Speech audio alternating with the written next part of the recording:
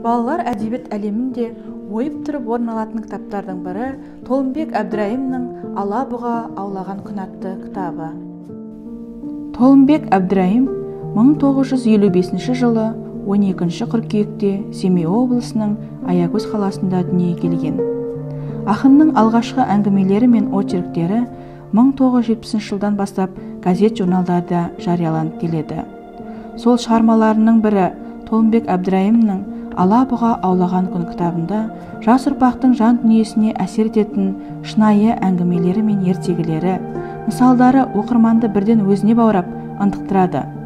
Шығарма желісі өгей шешеден жәбір көріп, балалық шағында дала кезген бала жайлы. Жетімін жылатпаған халықтың ұрпағы мейірімге мұқтаж болмауы тиіс.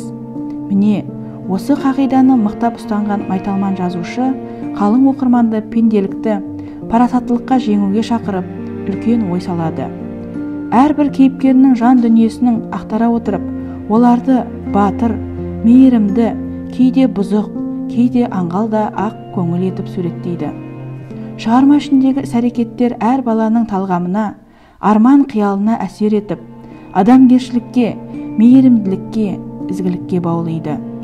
Жетімдіктің азабын тартқан Рауанның қиын өмірі, сөмкесін жоғалтқан Жанәлінің қорқынышы, кітап құмар Нұртайдың зеректігі, Нұрбол мен Әлиханның реніші, Әлшер мен Айдостың бір күнгі еңбегі, бәрі қызықты сюжетке құрылған.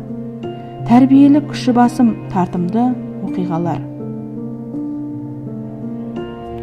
Адам баласының өмірге деген көзқарасы, тұлғалық болмысы балалар әдебиетімен қалыптасады. Балалар әдебиеті ұрпақ тәрбиесінің тал бесігі, тағылым, тәлім ордасы. Өмір жолын жаңа іздеген жасөспірім үшін Толыбек Әдбірайымның «Алабұға, аулаған» кітабы баланың рухын көтеретін, ойландыратын, жүрегіне сәуле құятын шығармалардың бірі де бірегейі деп осы кітапты оқуға шақырамын.